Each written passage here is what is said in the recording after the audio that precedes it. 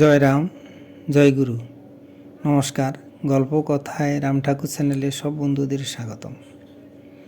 আজ আমি শ্রীমতী শোভাদিদি ঠাকুর কারো একার নয় সে সম্পর্কে একটি ঘটনা বলেছিলেন।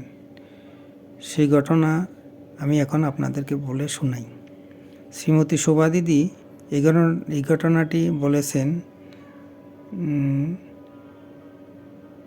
যে এই ঘটনা থেকে পরিষ্কার বোঝা যায় যে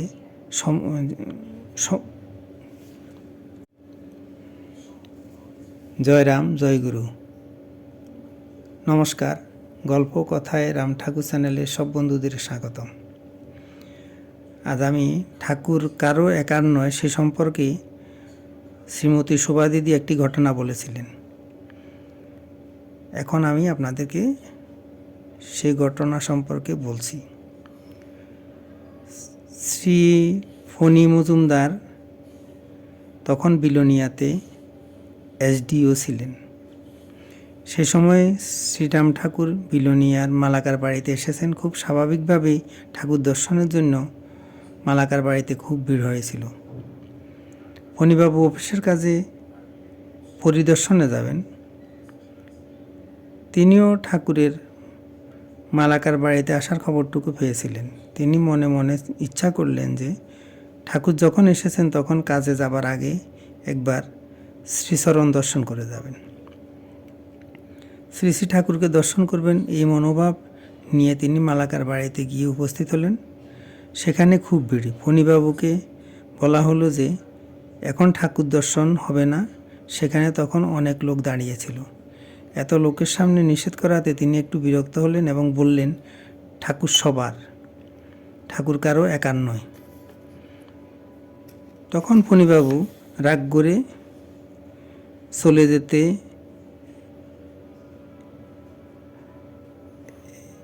চাইলেন। ফিরে যাওয়ার সময় তিনি শুনতে পেলেন ঠাকুর বলছেন, দেখা হবে।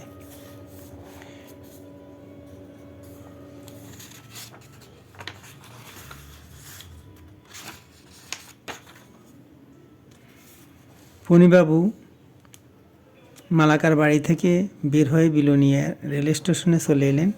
সেখানে এসে দেখলেন সেখানেও খুব ভিড়, কেননা শ্রী শ্রীরাম ঠাকুর কিছুক্ষণের মধ্যেই ওই রেল স্টেশন দিয়ে রওনা হবেন। শ্রী শ্রী ঠাকুর তখন বেশ বৃদ্ধ হয়েছেন। দেখা গেল কিছুক্ষণের মধ্যে ঠাকুরকে একটা চেয়ারে বসিয়ে কাঁধের উপর নিয়ে কয়েকজন লোক স্টেশনের দিকে এগিয়ে আসছেন। বেশ রৌদ্র ছিল। ঠাকুরকে দেখে মনে হচ্ছিল যেন ঠাকুরেরও খুব কষ্ট হচ্ছে। এদিকে লোকের অসম্ভব ভিড়। সবাই এক পলক ঠাকুরকে দেখতে চায়।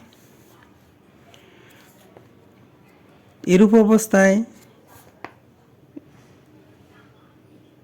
এসডিও হিসাবে শৃঙ্খলার দায়িত্ব ফণীবাবুর কাছে এলো। শৃঙ্খলা রক্ষার জন্য তিনি নিজেই হাতের ব্যাটন দিয়ে লোকজন সরাতে শুরু করলেন। এসডিও মহাশয়কে সাহায্য করার জন্য যে সরকারি চাপরাশি ছিলেন, ফণীবাবু শৃঙ্খলা রাখার জন্য তাদেরকেও কাজে উদ্বুদ্ধ করলেন। এভাবে লোকজন যাতে শ্রী শ্রী ঠাকুরের আসার পথে কোনো ঝামেলা ও বিশৃঙ্খলা সৃষ্টি না করতে পারে তারই প্রচেষ্টা চালাতে লাগলেন। এই প্রচেষ্টা চালাতে গিয়ে লোকজনকে বাধা দিলেন। এবার ওইসব বাধা প্রাপ্ত লোকজনের মুখে তিনি একই ধরনের কথা শুনতে পেলেন, যেমন কথা তিনি নিজে মালাকার বাড়িতে কিছুক্ষণ আগে বলে এসেছেন। ওইসব লোকজন বলা বলি করছিলেন, ঠাকুর কি এসডিও সাহেবের একার, ইত্যাদি ইত্যাদি। এসডিও হিসেবে শ্রী ফণীবাবু বুঝতে পারলেন কর্তব্য অনেক বড়। এসডিও সাহেবের এবার হুঁশ হলো, কর্তব্য রক্ষার জন্যই মানুষকে কখনো কখনো লোকচক্ষে কঠিন হতে হয়। দয়াল ঠাকুর লোকশিক্ষার জন্যই পৃথিবীতে এসেছিলেন। প্রকারান্তরে তিনি এই শিক্ষা দিলেন যে মানুষের মান অভিমানের চেয়ে বাস্তব কর্তব্য অনেক বড়। এবার আমি আপনাকে দুটি বাণী পড়ে শোনাই। ঠাকুর বলেছেন, আলস্য করিয়া হেলা করিতে নাই। বেদবাণী 1। ঠাকুর বলেছেন, ভগবানের উপর সকল বাদ দিয়া কার্য করিয়া যাবেন, প্রারব্ধ কেটে যাবে। বন্ধুরা, আজ এই পর্যন্তই। আগামী দিন আবার শ্রী শ্রী ঠাকুর সম্পর্কে গল্প বাণী নিয়ে আপনাদের সাথে থাকব। বন্ধুরা, চ্যানেলটি যদি আপনাদের ভালো লেগে থাকে তাহলে বেশি বেশি করে সাবস্ক্রাইব করবেন, লাইক, শেয়ার, কমেন্ট করবেন। ধন্যবাদ।